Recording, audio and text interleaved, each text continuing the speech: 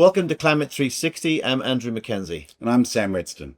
Climate 360 will take a full spectrum approach to climate and the way it impacts our lives, and introduce us to some of the ideas and innovations that are working to mitigate and adapt in preparation for what lies ahead. As we know, climate will impact all sorts of things in our lives, from health to economy, to the food we eat, and indeed to the buildings that we build. And that's where we started this journey. If you managed to catch the first episode last week, we had 5 short-form interviews with 5 very different people involved in the nexus of climate and building. We start the second episode with a full version of the interview with Professor Dan Hill from Melbourne University. Dan Hill from the Melbourne School of Design and Jared Reinmuth from the University of Technology in Sydney have developed an amazing report outlining the carbon emissions of the built environment. An amazing report and a slightly frightening report, so we hope you enjoy. So, Dan, we're here to talk about the reduction roadmap primarily, but to get us kicked off, could you talk a little bit about your journey, a short couple of minutes intro to who you are and what has led you to what you're doing now?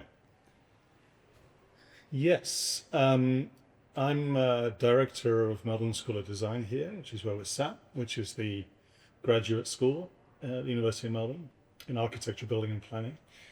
My background is neither architecture, building or planning, actually. Started as a digital designer in the late 90s, working with the internet in the early days. That got me interested in systems, technologies, the way that people use things, actually, from a very early stage, I guess. And ended up working at the BBC in London, looking at how that organization responds to these big systemic challenges like the internet. So that got me then interested in this question of what we then ended up calling strategic design, as in not just designing a website or designing a building. How do you change the conditions that produce buildings or websites or chairs or cars or whatever it might be? So I then went through, in the interest of time, I'll say about 20-year history, half public sector, half private sector, wrestling with these big complex systems, increasingly to do with cities and the way that they're used, lived in, experienced, things like that. But also, I think, quite often coming back to questions of policy or public purpose, for want of a better word, strategy, vision, either at a city level or a national government level or a large organizational level, those kinds of things. So then I'm a designer, deep down, and that frames the way I see the world. I try to make things happen using design, but unlike maybe some other designers, again, I'm not really thinking about designing a beautiful desk or chair, as good as they are, but more like, what's the bigger picture here? Why does this place exist? What's it for? Who's going to use it? How do we do more like this or less like this? Shift systems. So that's what I've done. I've done that in Finland and Sweden and Italy and the UK, Australia a couple of times. So I think one thing that's interesting about that journey, you mentioned starting out in a sense the digital field, and I remember one of the early talks I heard you giving. You were talking about how you use different sensory devices around the city to understand how people are moving, how bicycles are being used, and how cities are kind of breathing in and out every day with the movement of people.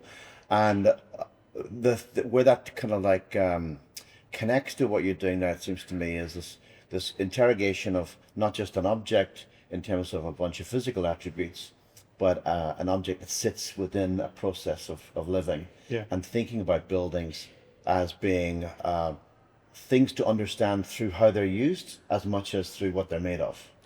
Yes. Yeah, that's absolutely true. I think that comes again from my background. I did a master's degree in urban sociology after I did a first degree in computer science, which in a funny way is the clue's right there. That wasn't on purpose. That was just, in retrospect, it makes sense. The computer science gives you sort of systems and technologies and how people use things in quite micro detail, and urban sociology is stepping in and saying, what's going on here? What is this place about? Why do these people do this?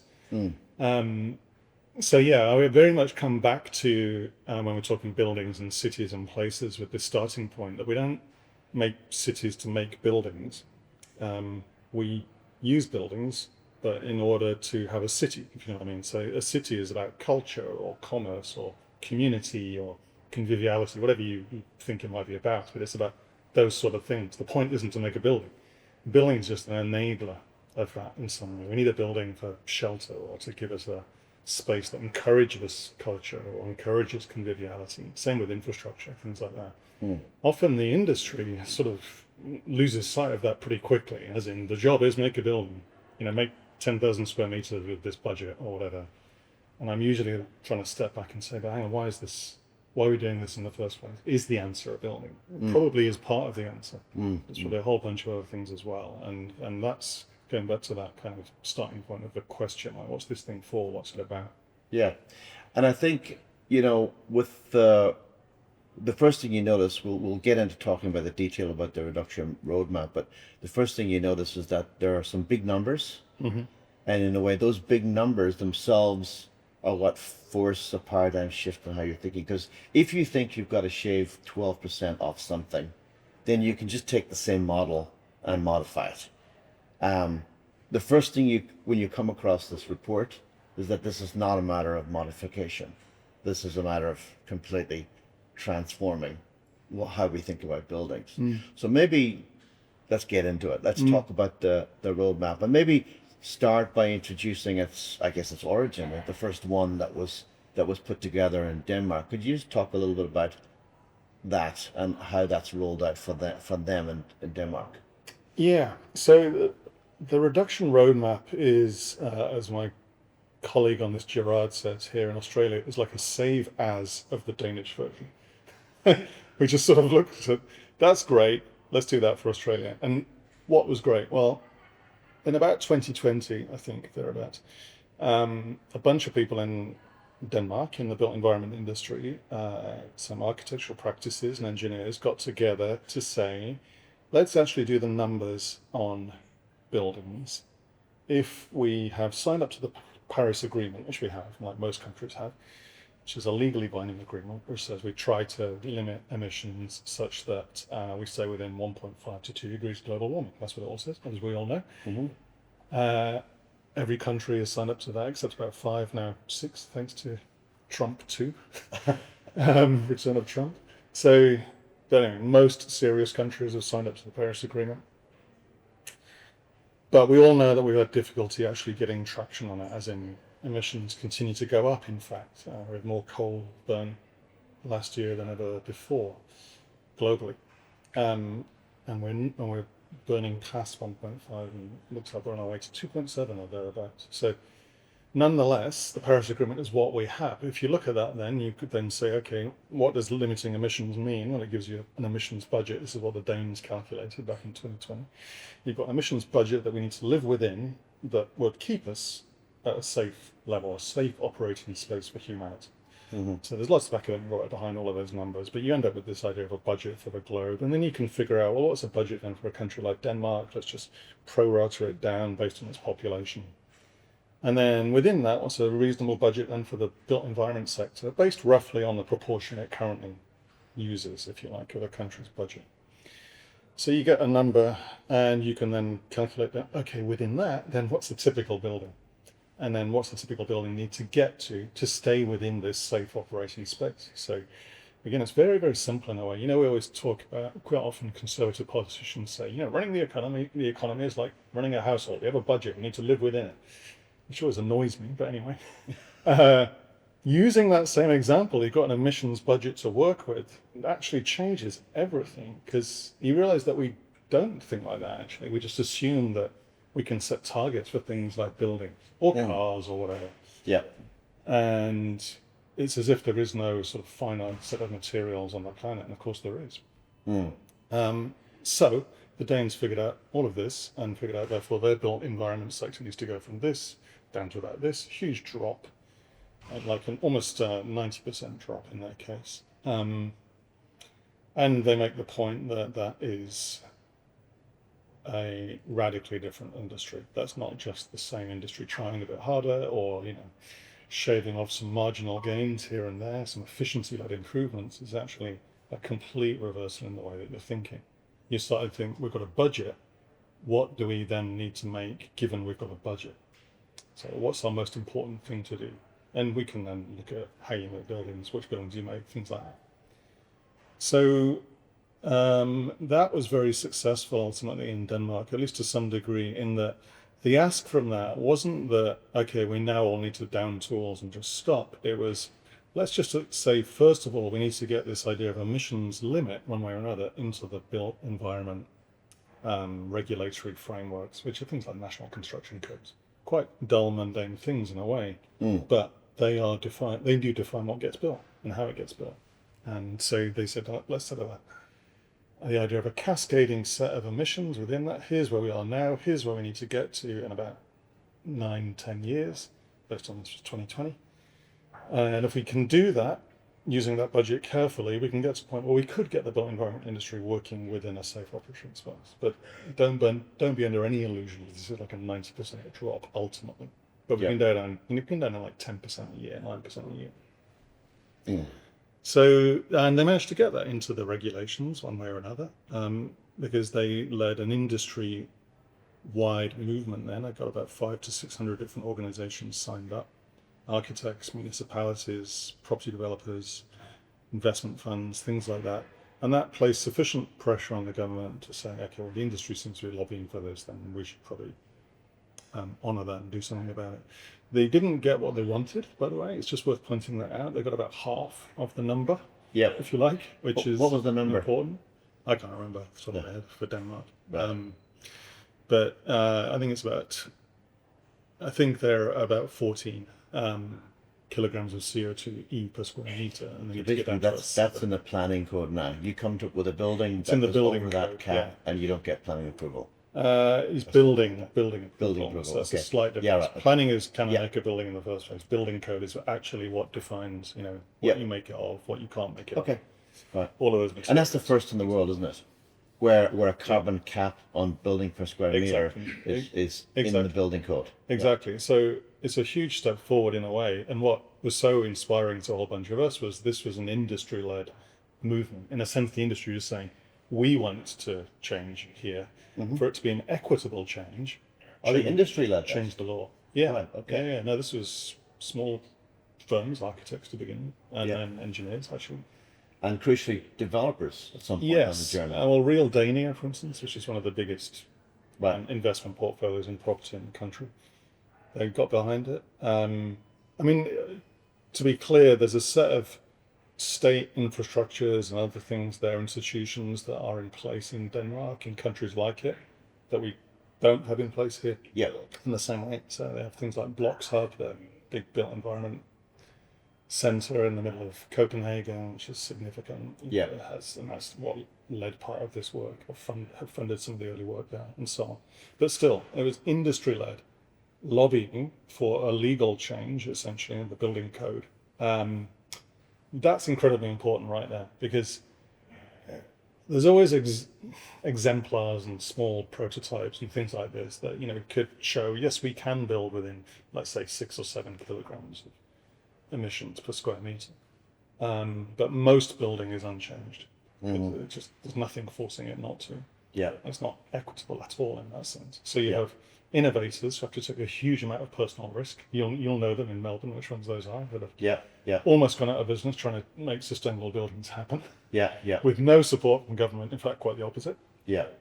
And yet, despite those great innovators, the system itself doesn't change. So you still see incredibly bad quality urban development left, right, and centre, places like Victoria or Australia. So a legal change actually my colleague Mariana Mazzucato would say, tilts the playing field in the right direction. Doesn't just level the playing field. Right. It tilts it, as in it tilts it towards, in this case, working towards the Paris Agreement. So that's important, because then it forces major developers and small developers to work to the same rule book, essentially. It forces, very large practices and very small ones that are municipalities, state government, they all have to work within the same legally binding playbook then. So I guess we'll get to that question of what the steps are to try and make those changes and for agency to develop. But let's just start with some of those numbers. You mentioned between 6 and 7 kilograms per square meter. Let's give us the number of today's Australian home. 461.8 kilograms of CO2e, which is the CO2 equivalent of greenhouse gases, basically. So kilograms of greenhouse gas, imagine that as a volume, if you like. Per square meter. and that's every year actually. Every And, year. which we should come back to that because there's a misunderstanding that you can spread carbon out over time. Yeah, let's get into materials. We'll in a do that second. in a minute. But yeah, so 461 is your average Australian house or Yeah. home actually. yeah, Now that's taking into account apartments, townhouses, whacking grade single Yeah. stories, detached things as well. That's an average based on numbers run in our lab here. yeah. Bottom up, looking at embodied and operational emissions. Gets very geeky this, but if you bear with me, then that's what it's about. Looking over, it's taking into account improvements as well in decarbonisation. So if you made a house now and then, but for some unaccountable reason, you put gas in it, you shouldn't. But if you did, then our numbers also accept that within 12 years you might regret that decision, or 20 years, and then take it out and replace it with something cleaner. Yeah. So all of those numbers are factored into that 461. Right. Okay. State by state, so there's more heating required in Victoria, there's not heating required in Northern Territory, so it takes into account those different climatic variations, etc., etc. So Yeah. it's an average, Yeah. but it's based on some very detailed bottom-up stuff. Yeah. 461 then needs to come down to 6.6. So that's a 98% drop in emissions per square meter, ongoing, as soon as possible. Now, Paris, assumes that is something like 2030. Yeah. So that's, or the United Nations Sustainable Development Goals, they're all pinned at 2030, thereabouts. Mm-hmm. So that's in a handful of years. That's a precipitous drop, obviously. It's an impossible drop. Yeah. By Well, this. impossible. I mean, so even if you think let's slam the brakes on like we did in Yeah. COVID, So nothing. then you could, in theory, just say if we just stopped, then yes, obviously Yeah. emissions. A World War II war effort, whereas Yeah, well, then the emissions would Yeah. shift into another direction, wouldn't they? yeah. No, but metaphorically speaking, Yeah. if we had a war cabinet for climate and building, then you exactly. would be talking those kind of radical. And if you look at what happened in the COVID, obviously, which is why it was interesting, and the brakes did slam on, and you did see kind of coordination across sectors and systems in a way we hadn't done before. yeah, So interesting thought, but let's not go down that route because then that was Yeah. calamity, obviously, and we don't want to have to reproduce that in any way. So what we're saying is this idea of stepping down towards that, could you stretch out that target a little bit? Now, every time you're stretching that out, you're reducing the chance you're going to stay within your 2 degrees global warming. you're throwing the dice in a different way. You are. Same poker game. Yeah. Absolutely. And one thing to just bear in mind as well, when Paris Agreement was announced, we've sort of forgotten this, but 1.5 degrees was not a good thing. It was framed as a disaster. And we've kind of forgotten that because we've blown past it, and we know, this is what humans do. Yeah. Psychologically, as we know, it's like, okay, that one then. If only I'd have gone to the dentist back then, I wouldn't be having a root canal now. But still, 1.5 was framed as a disaster. 2 will be a disaster for lots of countries and people Yeah. in the world. 2.7, which is what we're heading towards, really off the charts. So we can spread out this emissions budget over time, and then look at progressive improvements step by step towards that target of 6.6. But that's, as you say, rolling the dice in more and more adventurous ways. So, there are other things we can do. So in the roadmap, the Danes did this a bit with theirs. We should come back to the Danes. But we've looked at, well, what if we didn't build as much? What would that mean? We've still got this emissions budget, if you like, to work with for buildings. If we don't build as much, we can build more carefully, or we can increase the budget per square meter within those buildings if you wanted to. What if you made smaller buildings? Because size is already relevant in Australia. We build the biggest houses on average in the world. If it's a single-story detached house, it's about 240 square meters, which is enormous. It's twice what it was in 1969 in Australia. And in 1969, we had about 3.4 people per household. Now we've got about 2.7. So our households have shrunk by, let's say, almost a third or over a third. And our house sizes have doubled. So we've almost got 92 square meters per person, which is a huge amount of space. Which tells us actually that these space increases are not driven by actual housing demand, as in numbers of people. They're driven by financialization, if you like, and market logics, as in, Changing market. yeah, if you put an extra room in your house, it is more saleable. Yeah. So you're building a financial asset there, not really a place to live in, not a home. So that's, Yeah. we want to put that on the table, and we probably need to come back to it, because that's the most complex bit of this ultimately. Yeah. It's a Yeah. political question. I think we can get on to the different, let's say, strategies. But first of all, I guess just to stick with the big picture. Yeah. What's interesting about the roadmap reduction strategy is that in a way what you're doing is taking a huge amount of complexity and trying to tell a story that ends up with a kind of blunt instrument. Yeah, very Like, blunt number. you know, and I think it could be said that one of the less useful aspects of the way climate is discussed quite often is that it is so layered and complex that it leads to a point of where you don't know where the agency is, and all of a sudden, because you can't quite yet get to a electric car and you've still got a gas car, you're thinking, well, I'm just driving a car, so I might as well just kind of give up. You know, there's a kind of a, how do you turn these ideas into action? And in the world of complexity, it's too easy to have no action. And we're discovering that that's one of the problems. As Kate Hayo says, the gap is not so much between those who believe there's climate change and those who don't believe it's climate change. It's between those who are lost in a quandary of pessimism and those who are deciding to do something about it. Yeah. Increasingly, country by country, we're at 70 to 80%. Like, there is climate change, it is bad. Exactly. So now the gap seems to be, it's bad, so I don't know what to do, or here's the first step to do something. So what's important about this seems to be that it's, you described it as a MacGuffin. It's like, it's almost like it's not even important to some extent. It's not about whether it's 98 or 87, or it's large. Yeah. And there's only one way to try and do this, which is to bring that line down. Yeah.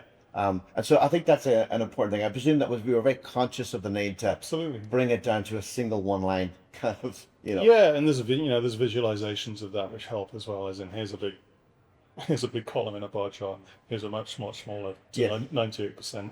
Here's a load of houses. Here's probably the number of houses we can actually make. You know. Yeah. So that combination of visualization and then the number, you know, I talk about the number 6.6. is in a way just to sort of clear the decks. You know, it's just sort of like, stop. Come on. This is what we're talking about. It's not about incremental improvements at this point. Just try harder. Yeah. Or not about, you know, you finally selling your petrol car, Andrew.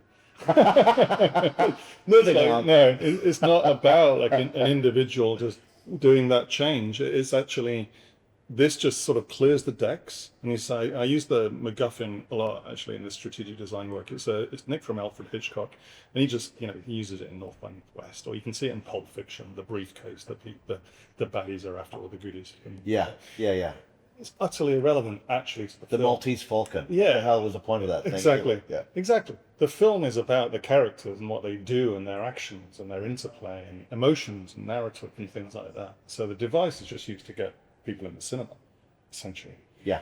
And to get the actors motivated, to get the writers to tell us a story.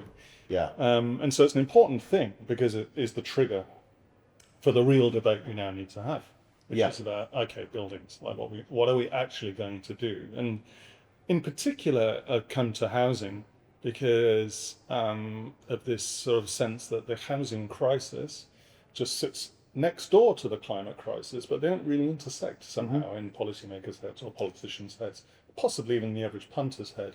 They say, well, the housing crisis is over here, that's really important, and it is, obviously. We need people to have a home. And we are then going to announce a sort of policy measures about that, like 200,000 homes a year for the next 5 or 6 years. Meanwhile, the climate crisis is over here saying we need to be a net zero country, or let's pull our emissions down by this. And it's as if these two things can coexist without them ever talking to each other. Not only not talking to each other, but actually being in tension with each other. Well, that's the thing. Both of those are pointing at exactly the same materials, and that's the point we're trying to make. Yeah. You know, so if you build those houses out of concrete, steel, and brick, which is entirely likely, and that makes the climate crisis 10 times worse. Yeah. Or rather, what we work out is if you build the housing targets in Australia, there's 200,000 homes a year, which government said is the goal. That uses 200% of the Australia's total carbon budget for everything. Yeah. So there's no carbon left for fishing, football, going to the shops, whatever, gardening, whatever you might do, clothes, industry, nothing. Yeah. Yeah. So what we're saying is that has to be the same policy. You can't have some separate. We need to look at sustainable or climate-oriented housing that's socially just all at the same time. It's the same thing. It's not a separate thing. So the numbers get us straight into that conversation really quickly because you can't solve it otherwise, but you make everyone worse. Yeah. And you're then using one of the most sort of motivating engines in politics at the moment to solve the climate crisis all of a sudden, rather than having the climate crisis as an adjunct, if you like, to the housing crisis. Yeah. So if you pick up your average very popular newspaper or tune into talk radio or watch the ABC or SBS, the housing crisis is the number one story, pretty much, most of the time, or thereabouts. Climate crisis will be on page 7 or 12 minutes in or whatever. Yeah. And we're saying that's the same crisis, they're not separate. As soon as you say that, you go, okay. How are we going to do that without making 200,000 homes a year in a really bad way? Yeah. Which is what we're currently planning to do. Because it was very evident when the housing plan became a big conversation issue a couple of years ago when the previous premier said we're going to do these big things. It was very evident that the big things we're going to do was demolish large buildings and build new large buildings. Absolutely, yeah. I mean, that big build rhetoric is incredibly problematic, not just in housing, when we're talking housing, but obviously the same thing applies to commercial buildings and infrastructure. So the last government made a lot of big infrastructure, things like Northeast, for instance. That's $26 billion right there of basically super carbon intensive, materially, essentially toxic from a climate point of view. Yeah. Building, which will also reinforce car dependence. Car dependence. I think Infrastructure Victoria reckons it takes 25,000 people off public transport a day onto car-based transport. Is that right? Yes, that's their own project. That's their own infrastructure advisory group. Yay! So, and also we're in a context of people saying, well, there's not much money in in the government's coffers anymore. It's like, well, somehow there's at least $45 billion worth of money kicking around for infrastructure. Now, a lot of that is public-private partnerships. Yeah. But you could do those things with a direction around climate, for instance. Yeah. So any one of these huge policy initiatives, there's big build around infrastructure, big build around housing, they have a direction of growth and a dynamic to them, whether you believe it or like it or not. And so if you said, we need to crack housing, but let's say, let's not demolish and let's retrofit what we've already got, then immediately we're beginning to, now we're in a good conversation. We could perhaps begin to solve housing, actually. Yeah. But let's do it in a way that's then not making the climate crisis worse as well. Because that makes everything worse, ultimately. It goes back to being a housing crisis at some point, very clearly. So the number is ultimately not relevant, because what is relevant is action, and your good question then starts triggering thoughts. Well, how do you motivate action, and what does that look like? We're just using the number in a way to get attention and just say, this gives us a sense of the scale of change required. Just how much change we're talking about. Just so if anybody's not sure about that, and they think that we can just transition our way elegantly towards it, this is not the existing industry just trying harder again. This is a new approach. And it's kind of it's funny in a way, because when you first come across this roadmap and you think in some ways that it's a radical proposition, but then you realize that all it's trying to do is is to illustrate commitments that are already made. It's not like you're suggesting crazy commitments. These are commitments that Australia has signed up to, and then you realize that actually there's no roadmap. We're just guessing, let's try and get more wood in buildings, or let's try and but we're not really eat less steak. Exactly. No, it's like even in Europe, where wood is pretty advanced in terms of things like cross-laminate timber, or mass timber as it's called. That's only 3% of new construction in Europe, and they've been at this for 25, 30 years. We are well behind that. We're deforesting much more than any other major country outside of Brazil, right? So exactly. It's pointing out actually the inconsistencies within our current policy settings. We've got the Paris Agreement that we've signed up to, and there are many other things, and yet our construction code does not ask people to think that hard about embodied carbon in materials at all. Not at all. No. So let's break it down a bit, because clearly on the back of the report, there are a number of kind of avenues to explore. Yeah. And I imagine it's going to be a case of not either or, it's everything above. Exactly. You know, there's no one thing. Yeah. But I suppose you would say that there are some of these that are more familiar to people generally, but certainly to the industry, and some that are more novel. Mm-hmm. Just very briefly, you would say that material innovation is a key thing. So we can look at how do we pull away ourselves from carbon and steel, or at least steel that involves carbon intensity. Yeah. There's how do we recycle materials in a good way. Also, how do we recycle buildings? Yeah.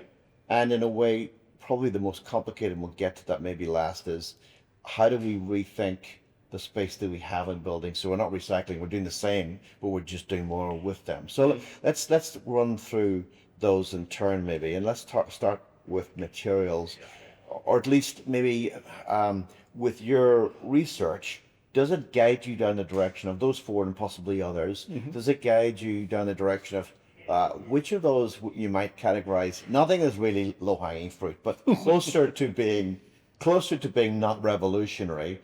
What's kind of status quo improvement versus what's a complete rethinking of everything?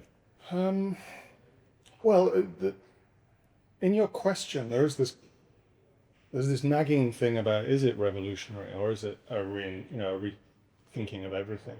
If we go back to buildings, most buildings about 150 years ago would have been built with biomaterials, as we now call it. Yeah. You know, so you're only really thinking about, let's say, concrete coming in as a major building material from the 1920s, 30s onwards. That's only 100 years ago.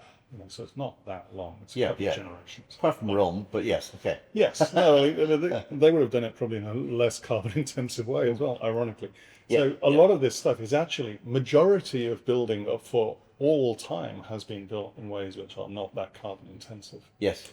So I just want to sort of make that point, that actually some of the most interesting work going on, whether it's people like material cultures in the UK or practices like that, some in Japan, folk that are into round earth and bamboo and straw and insulation and bringing their thatch and so on and so on. Timber everywhere, obviously, stone bricks instead of bricks. Though if I would push back a little bit, I'm not advocating for carbon intensity of buildings, but I would say that change in manufacturing and construction aligns with the explosion of populations. Like up until the 1920s and 30s and 40s, we'd say there was a much shallower growth in population, and then all of a exploded. sudden. Sure. Yeah. But that doesn't explain then the way that we make houses, like in Australia, for instance, where Sydney and Melbourne are the biggest low density cities in the world. So if you said that we now have to deal with population, therefore we need density, therefore we need, let's say, some taller buildings, 5, 6 stories. Yes. That isn't what we see in Australia. So True. So I think we're still seeing actually relatively small buildings, but then carpeted out 100-kilometre wide cities. So there's nothing really that would lead you to increase population, therefore we need necessarily these new materials. I guess my question is more the ways of construction you just mentioned, the host of different ways that people are turning back to natural or grown materials in one form or another. Exactly. One form or another. Biogenic materials. Are there winners and losers in that calculation? As in, are there certain materials, certain forms of research in this is looking really promising, whereas perhaps, I don't know, is the mycelial age of the mushroom building not going to quite make it? I mean, where's that at? I mean, something else you said in your question is that this is probably like, or you implied this is like a smorgasbord of different approaches. There's not one winner. I think that's probably a good way of thinking, or everything everywhere all at once. It's part of the name of that film recently. So when it comes to materials as well, so I would never rule out any of those materials. I'd say they're all interesting but different things. Better question. Which excites you the most in terms of like, whoa, that's really got. I think hempcrete does a lot of stuff that concrete does, and is a great crop to grow from a kind of crop point of view. It's very useful. Farmers like it. In terms of having it in regenerating their soil. It's pretty malleable in the same way that concrete can be, at least block form. Yeah. It's, it's very good with moisture. It's pretty healthy material to live alongside. From recycling it afterwards, it's basically just crushing it and reusing it again. Like Yeah. that one's really good. Timber is Yeah. our star, if you like, Yeah. because that can do everything from very, very small, simple structures all the way through to mass timber and quite complex manufactured stuff. Mm-hmm. That means, of course, we need to think about that whole thing very carefully indeed in terms of reforesting Yes. and Yeah. Land use and land use and biodiversity. all those things. I mean, that very interesting because again, when you keep pulling the thread on these things, then you get to, again, you realize we've been deforesting a lot. Why is that? Well, we've been using that land instead then for agriculture, for food, or for urban development. And then you look at, okay, well, do we need as much land being used for agriculture, for food? Actually, very good question, because most of that in the world is to do with meat production. Yeah. And you realize that actually, well, maybe, so the answer to sustainable buildings is maybe eating a little less meat, which is kind of an interesting sort of systemic. I was going to say, you've got two things happening. You've got a concentration to simplify things so it can be you can understand the scale of something and the importance of something. And then, in the other hand, you've got mass kind of expansion of implications because, as you say, everything. Exactly. Yeah, but that's something that people can do. That the systems thinkers, designers exist in the world. We need them. Everybody recognizes we need more like that actually. So seeing, yes, that means different land use policies, therefore different agricultural urban development policies, making room for reforesting somewhere like Victoria as much as one can. Mm-hmm. Through to timber manufacturing as a sector. Obviously, loads of places in the world, like Austria, Switzerland, Germany to some degree, have been doing that for 25, 30 years. We need to really get on that one properly. Mm-hmm. Before the Ukraine war, Australia was importing something like 40% of its lumber from Russia. Yeah. Which just seems bonkers. I mean, we can grow trees here. Yeah. Why would we pull them all the way from Russia? I mean, that's just a sign of sort of globalization in a funny direction, really. We export more timber than we use. It doesn't make any sense, really. And then electric trucks, fabrication on site, reusing the timber afterwards carefully, things like that. So it's a different way of cutting through. Mm-hmm. But all it is just a change of orientation. Instead of saying the building is the important thing, what we're saying is the materials existed before the building, and the materials will exist after the building. So the materials is the important thing now. And then there's this beautiful moment when they assemble in this shape for 10 years, 40 years, 200 years, depends on the building. Mm. But that's a big change in orientation. Yeah. There's still something we can imagine getting our head around. Yeah.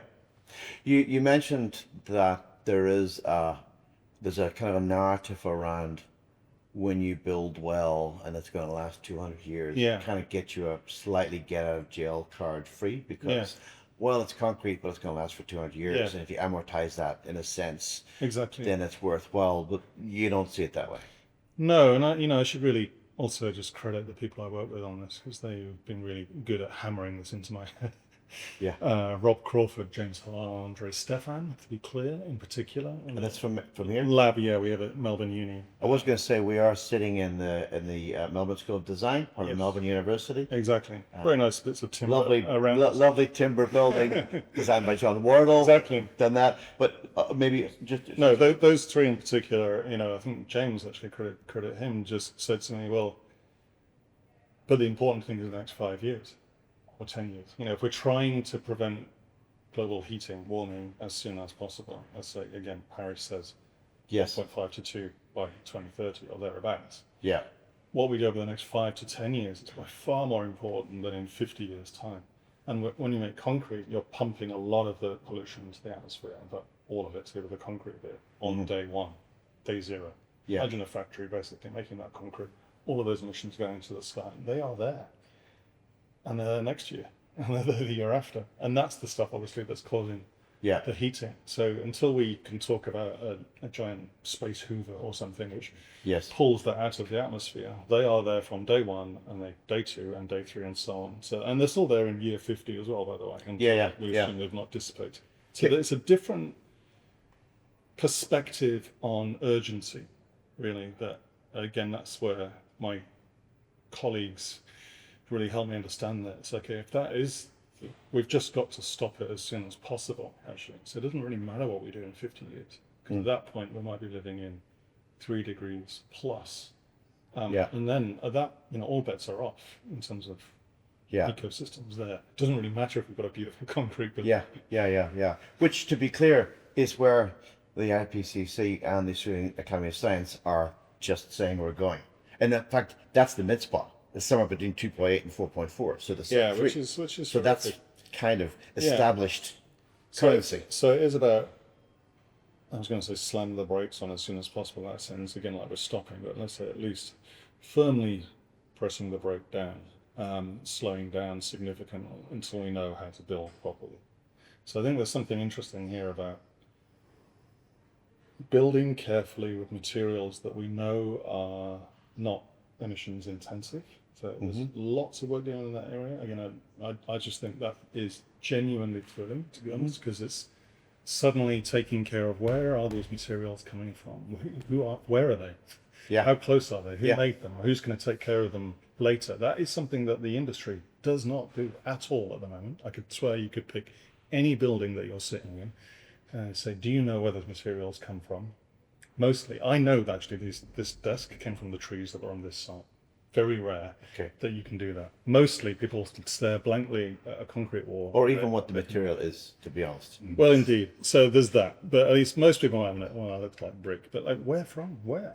Like, and that is a recent change. So 150 years ago, we would have known where most of the stuff came from. Yeah. Around us, pretty much. And that's, 200 years into the Industrial Revolution by that. With the roadmap, so we've talked about the different intensities of different materials and different ways of building.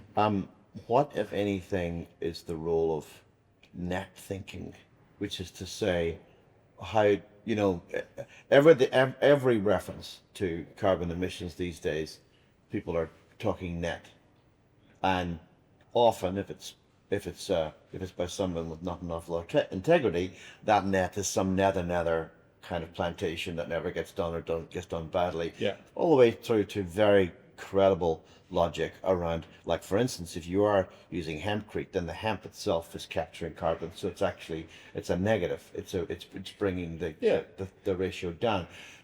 Is that part of the calculation of the roadmap? It is. So we talk about decarbonising the material supplies in the embodied chain, and that looks at stuff like timber and hemp and its current emissions profile. I mean, those things also generate emissions. So just be really clear, like if you're growing hemp, then you're usually in Victoria watering it and irrigating it. Or you might be fertilizing the soil. All of those things have emissions profiles as well. But still, yes, in theory, they're sequestering greenhouse gases. A good, well looked after forest will be doing the same. As long as you take care of it, again, at end of life as well. Yeah, totally. Carbon just gets emitted again, but still. So everything we're looking at, there is a sense that using biomaterials does allow you to work with net thinking to some degree as well. It's carbon sequestering before, it's carbon sequestering when it's in the building, and theory it should be afterwards as well. It's just that by itself does not change the dial. So what we're saying, or what I believe anyway, based on what I've read, is that the idea that you can just kind of carry on building, let's say, a concrete or steel or a brick building, and then just say, well, we will plant a load of trees somewhere else over there. That doesn't stack up. We're not seeing anything in the numbers shifting around that. We've been talking about net for a long time now. Yeah. Emissions are still going up. Yeah. As you point out, most of those strategies have been found to be wanting at best. Some of them have been complete farces. It hasn't given us any net whatsoever. Yeah. So ultimately, I would say it feels a bit like, I can't remember who said it, it's probably George Monbiot, the kind of thing he would say, but at least it's a bit like indulgences in the 15th century. Yes. Kind of like, Yes. I have my concrete, my pillar, but look at my straw. exactly. It's like it's a confessional model, which isn't really going to get us out of the mess, it would seem. So we would say, well, there are all these other materials that are available, and they're far more likely to sequester carbon than any amount of net plus concrete, steel, etc. Why not go that way?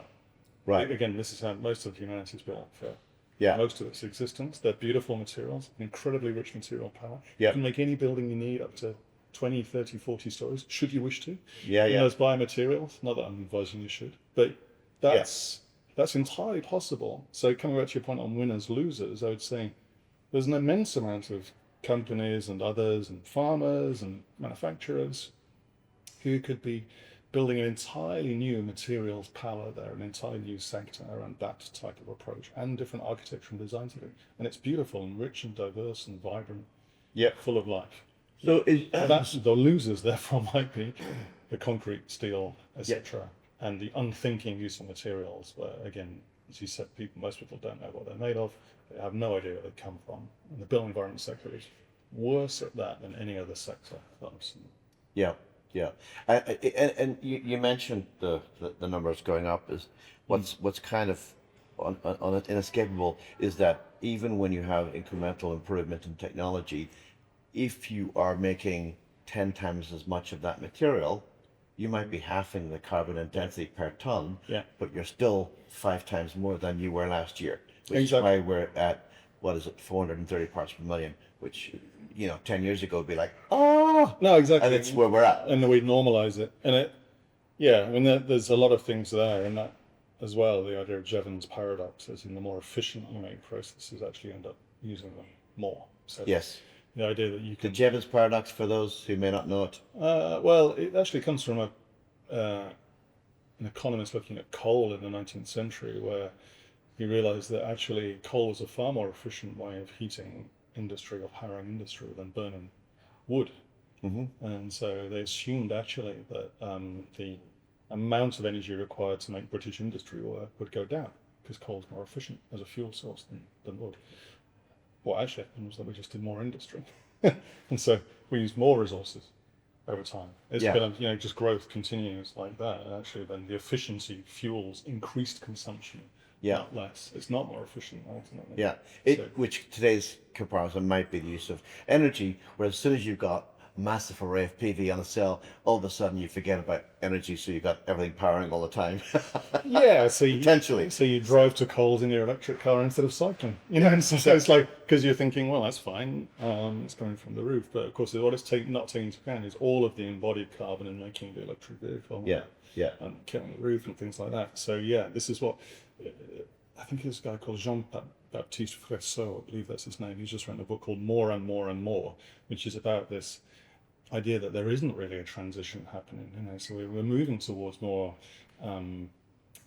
energy efficient buildings. We're moving towards more renewable energies in the system, but actually we still have more coal being burnt than ever. Yeah, totally. So it hasn't replaced. Yeah, It's just layered on top of, and that's something that's really, really problematic for pretty much most northern Western governments, because they're assuming this is a green transition yes, and that one replaces the other. But it's a bit like, if you I was in Shanghai in September, you'll see the most amazing panoply of beautiful electric vehicles of all sizes and shapes. You will still also see like a diesel motorbike from the 1980s that's still going, which is kind of amazing in its own right. yeah, And you'll still see all of these vehicles simultaneously. They don't replace each other. yeah.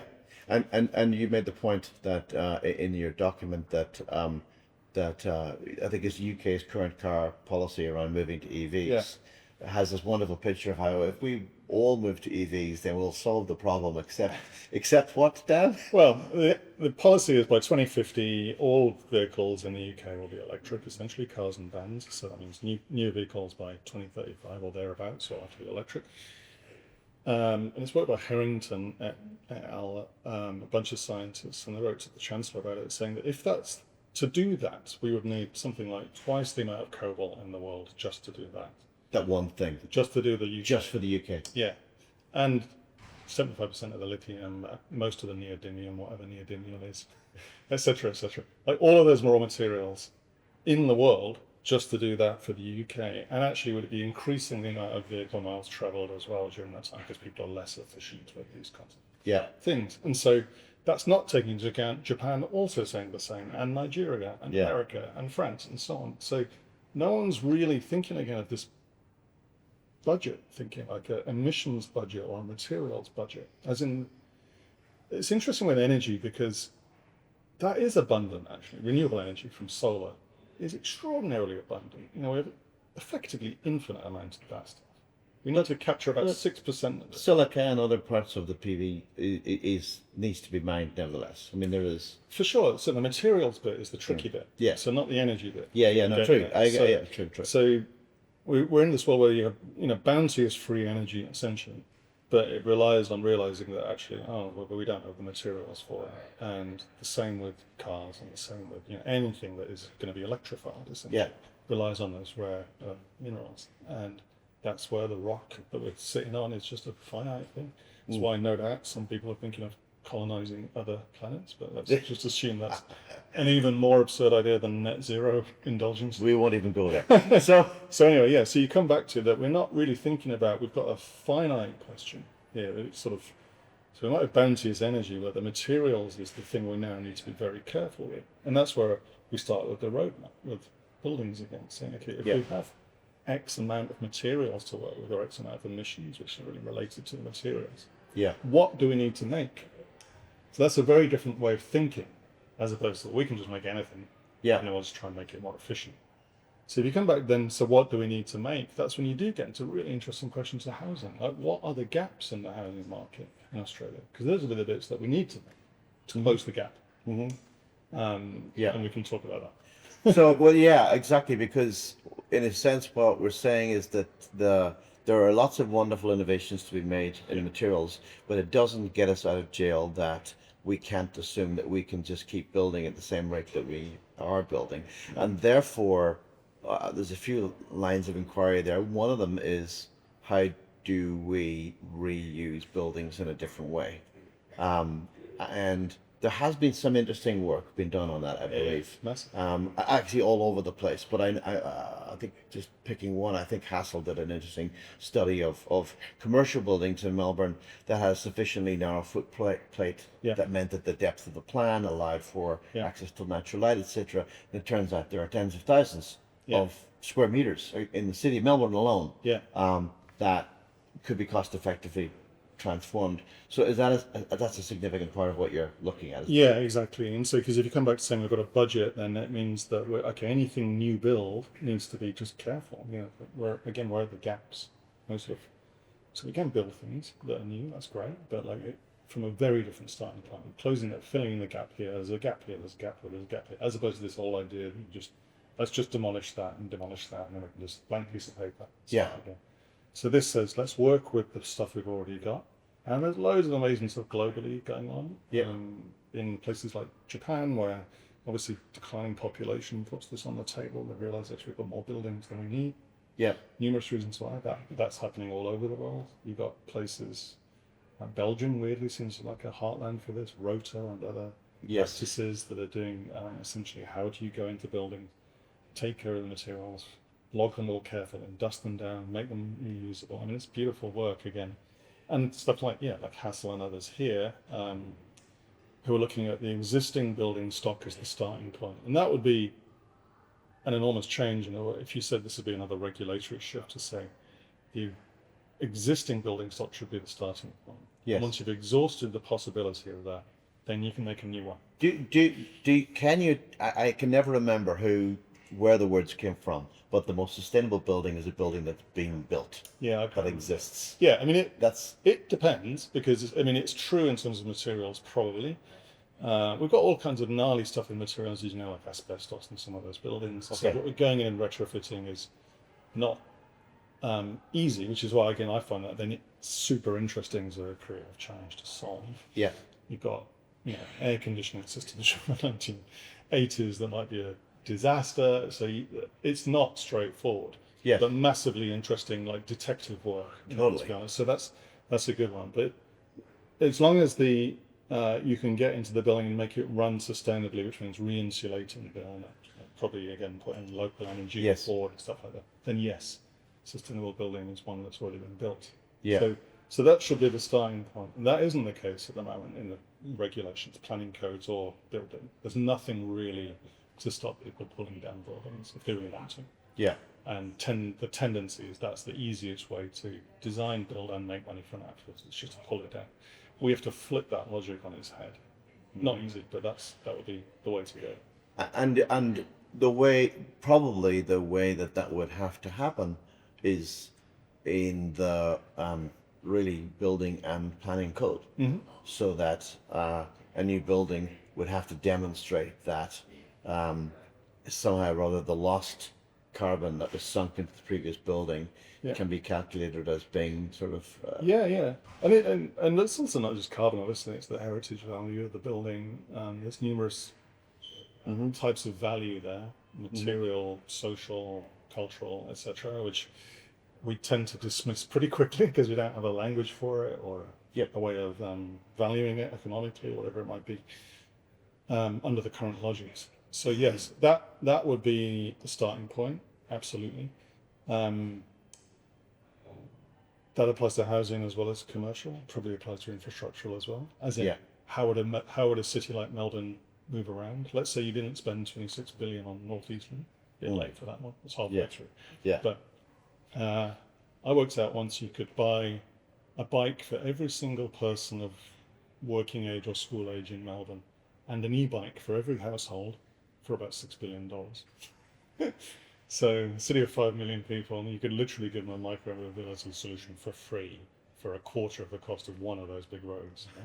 So there are ways. That's an example. I'm not saying that but in the current administration is likely to go for that one as a winner, but that is an example of using the existing city, and that gets to Paris's 15-minute cities idea, Barcelona's super blocks. All of those things are more urban scale ways of using the existing space.